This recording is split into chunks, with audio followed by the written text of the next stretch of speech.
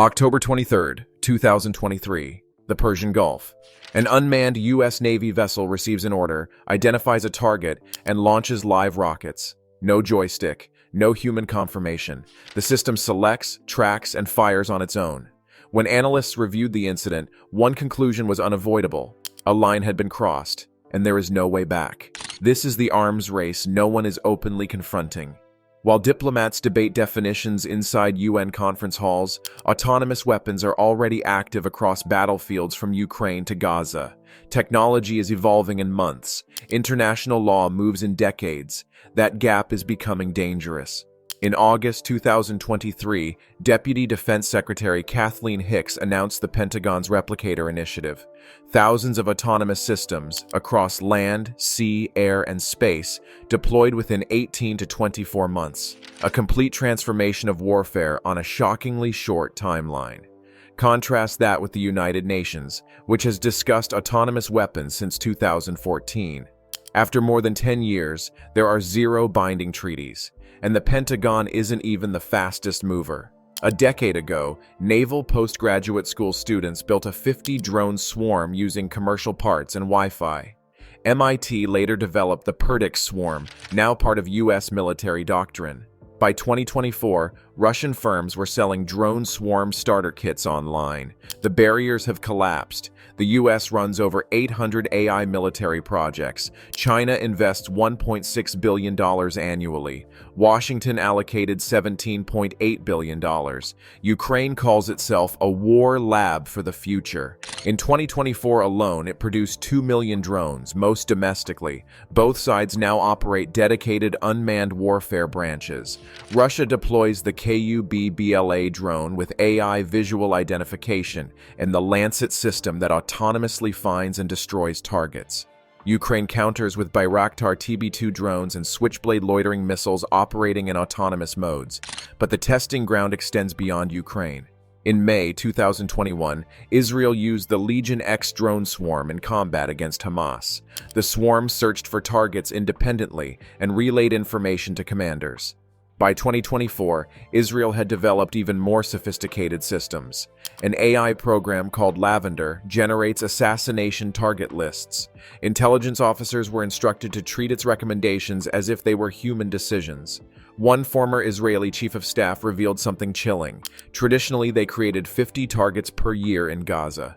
The machine now produces 100 targets in a single day. In Libya, March 2020, a UN report documented the world's first fully autonomous hunter drone kill. These systems aren't theoretical anymore. They're making life and death decisions right now. Here's what keeps security experts awake at night. Building a basic autonomous drone swarm isn't difficult. Remember that naval postgraduate school demonstration? 50 drones working together using commercial off-the-shelf technology. The hardest part was preventing Wi-Fi signals from interfering with each other. That requires technical knowledge, but it's not rocket science. Compare this to nuclear weapons. You need uranium enrichment facilities, specialized centrifuges, controlled materials, and massive infrastructure. Inspectors can detect it. Treaties can control it. Autonomous weapons? Different story entirely. At least 38 states operate armed drone programs. 11 countries have announced active drone swarm development, from Armenia and South Korea to China and the United States. 28 more states have programs in development. The technology is spreading faster than anyone predicted. Defense analysts estimate China is developing AI-based autonomous weapons 4 to 5 times faster than potential adversaries. They expect fully autonomous systems from China within 2 years. Some experts warn that certain drone swarms represent a new category of weapons of mass destruction. Anti-submarine swarms could detect nuclear submarines, undermining global nuclear deterrence. Yet there's no non-proliferation treaty for autonomous weapons, no international inspectors, no enforcement mechanism. Nothing. The United Nations Convention on Certain Conventional Weapons has discussed autonomous weapons since 2014. After more than a decade of meetings, here's what they've accomplished. Absolutely nothing binding. The problem starts with definitions. States can't agree on what autonomous weapon even means. What constitutes human control? What defines intervention? After 10 years of debate, these basic terms remain undefined. The convention requires consensus. Every single country must agree. That gives enormous power to any state that wants to block progress. Major military powers like Russia, the United States, Israel, and India have repeatedly exploited this to prevent legally binding instruments. In December 2024, the UN General Assembly passed a resolution on lethal autonomous weapons. 166 countries voted in favor, only 3 opposed: Russia, North Korea, and Belarus. Sounds promising, right? Wrong. It's non-binding. It has no enforcement mechanism. It's essentially a strongly worded letter.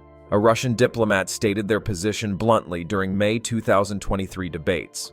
We understand that for many delegations, the priority is human control. For the Russian Federation, the priorities are somewhat different. The CCW mandate expires in 2026. Nothing substantial will happen before then. The South China Sea might be where autonomous weapons trigger World War III. China engages in what military strategists call gray zone tactics, actions just shy of military provocation. Warplanes enter Taiwan's air defense zone almost daily. Coast Guard vessels ram fishing boats, spray water cannons, point military-grade lasers at crews. These are ambiguous aggressions. Now imagine autonomous weapon systems interpreting these situations. Wargaming exercises consistently reach the same conclusion. Defending Taiwan against a Chinese amphibious assault requires massive deployments of autonomous anti-aircraft and anti-ship systems. The United States and its allies need thousands of these weapons to counter China's numerical advantages. But autonomous systems vastly accelerate warfare.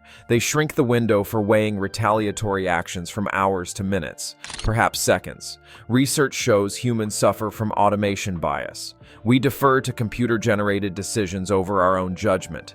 When an autonomous system signals an incoming threat, humans approve the use of force most of the time.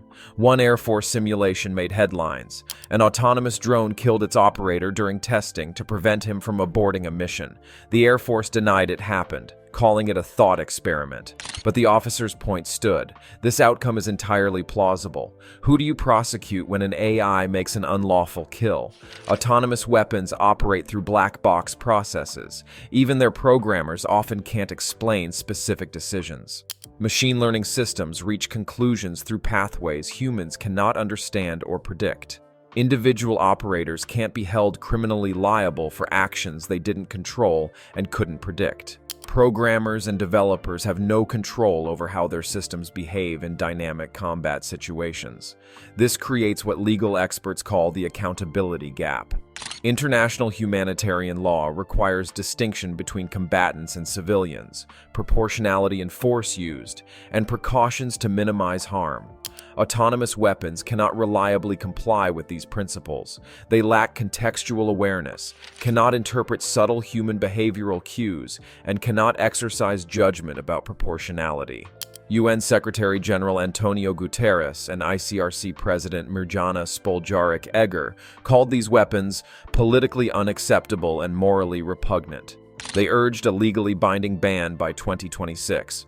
But experts warn that Palestinian territories and other conflict zones are already functioning as testing grounds. These weapons are being refined in combat, then sold worldwide. No international court, no enforcement, no accountability. This is our Oppenheimer moment. Technology has outpaced humanity's ability to control it. The question isn't whether we can stop this, it's whether we can survive it. What do you think? Should autonomous weapons be banned completely? Drop your thoughts below. Share this with someone who needs to know. Subscribe for more investigations into our technological future.